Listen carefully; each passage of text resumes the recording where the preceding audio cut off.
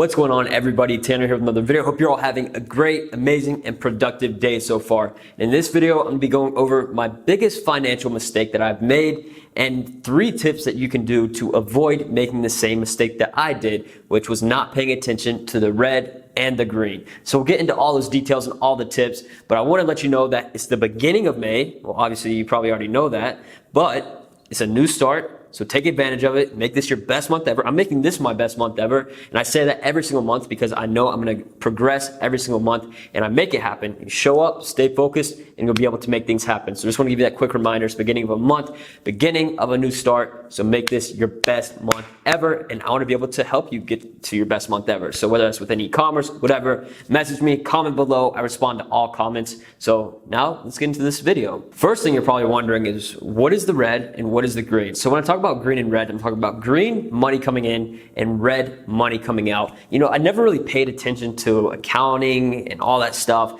And by the way, I'm not an accountant. This video isn't just about taxes, but I never really had to pay taxes until about 2 years ago. So I'm 18 years old right now, and I started making money online when I was 13, but I never made enough to have to actually pay taxes here in North Carolina until about 2 years ago. Like I said, I had to pay taxes and I started to realize, oh, I actually need to pay attention to stuff because this is important. When you're born, you're guaranteed 2 things in life. 1, death, and 2, taxes. So, 2 things that people hate and people avoid, but it's just guaranteed in life, and that's just how it is as we are as humans. But the biggest financial mistake that I made that led to several different issues was not paying attention to the money coming in and the money going out. So there's several different things that I did here, and what I basically was doing was not paying attention to all the money. So of course, the structure. If you know anything about businesses, you're going to have your total revenue, which is just all the sales that come in, and then you're going to have your expenses, marketing, product costs, whatever the variables are in your business, and then you're going to be left over with your net profit. And then that net profit really isn't net profit until you account for the taxes you have to pay for it. So, if you spend more than you make, you don't have to pay taxes on it, but that profit that you're left over with, you're going to have to pay taxes on. And it's different everywhere, so make sure that you pay attention to your own details. But I never wanted to get an accountant. I never thought I needed one. I was like, I'll just figure it out myself. And then I started looking into it. I'm like, all right, this is actually pretty complicated. Bank statements, business expenses, all this stuff going on. How do I make this easier for myself? And I didn't pay attention. I didn't listen to myself. I ended up trying to be lazy and trying to avoid things. And what ended up happening, you got to pay more in taxes. You got letters coming in the mail from the IRS you got to deal with. You got this going on with your bank. All this stuff with money and things going in and out that I just wasn't paying attention. And the thing that happens is not only you may, run into some issues with taxes, but it's like you're going to spend too much money, or maybe you're not making enough to handle that lifestyle that you're living, whatever it is. Like last year, I'll be honest, I spent way too much money. Obviously I just could have made more money and it would have been good. But the thing was, I wasn't paying attention to the money coming in and money going out. So I wasn't really being able to progress because I didn't know my exact numbers. I wasn't calculating all my numbers. I didn't know all my money after all the fees and all that stuff every month until my accountant dealt with it the next year, which sucks. I wasn't paying attention. When you don't know your details and about all of your money, then you're not going to be able to grow and set specific targets to reach. So everything I do now, I keep track of the money coming in, the money out. Where's it going? Is this money going out an expense? Is it not? Whatever the deal is, and making sure that I'm budgeting for things, for different projects. I'm making sure that I'm not as careless, because last year I was very, very careless with money. And luckily I didn't spend a ton. I made enough to handle what I was, spending money on. But it's like, wow, I could have saved so much money last year just by paying attention to this, not paying for all this stuff separate, instead getting like bundled deals or, whatever the case may be. So now let's get into these actual 3 tips on how you can avoid the mistakes that I made. So 1 is just going to be straight up accountability and accounting.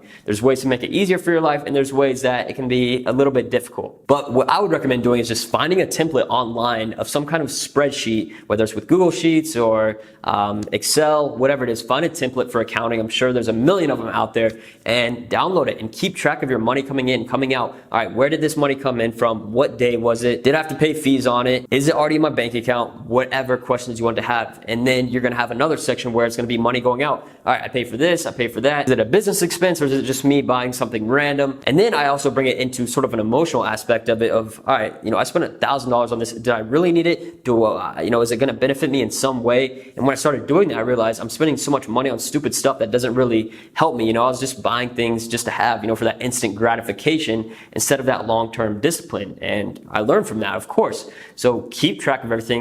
Make sure you're paying attention to the money going out and spend money on things that are going to help you reinvest your profits. After you make some profit off of your business, don't just go and spend it on something stupid, because then you're not going to be able to grow. If you're going to grow, you're going to have to reinvest your profits to keep moving up, up, and up. Number 2, some of you guys aren't going to like this, but I would always say to keep track of your receipts. I never did this. I always avoided it. My accountant told me to keep my receipts, but I never did, even though he offered me a simple solution, which is using a software. There are softwares out there that you can use and download. I'm not going to mention them. You can do your own due diligence here. But what they allow you to do for your receipts is, all right, let's say I'm at the gas station. I buy gas. It's a business expense because I track the miles on the car to expense the car payments and the gas. So then instead of keeping that receipt and trying to hold on to it and keep up with it for a year, then instead I'm going to take a picture of it with this software on this app, and what it's going to do is see, all right, it says gas on here. It's going to put it in a specific category in the app where it's just, like online files where everything's kept track of, like a Google Drive, and it's going to have all of your receipts. And then at the end of the year, it's going to make things a lot easier for your accountant.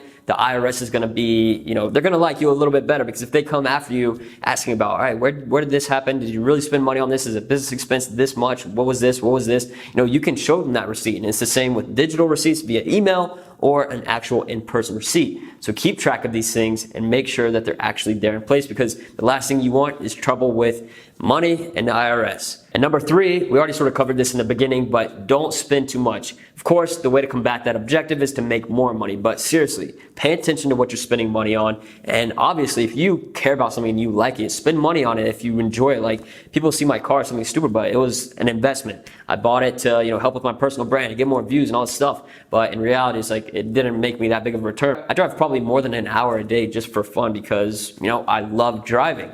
And that's what I'll do. I'll buy more cars in the future because I love driving. If you enjoy something, if it's shoes, fancy clothes, whatever, get it, but make sure it's within your means. If you're starting up a business and you're really trying to, what they call it, bootstrapping, where you're really trying to get enough money to start it, don't be spending money on stupid stuff. Stay frivolous. If you stay focused and actually just keep reinvesting the money instead of spending it on stupid stuff, then you're going to be able to get a lot further and progress ahead compared to most people. A lot of people are lazy. They don't care what they spend their money on. They just buy what they want when they have the money. They just work, getting that paycheck just until they get enough money to buy whatever they wanted, instead of figuring out, all right, I'm getting all these paychecks. How can I make these paychecks turn into more paychecks?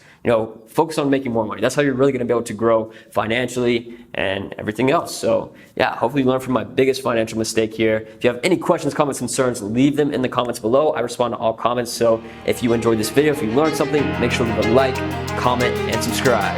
Peace.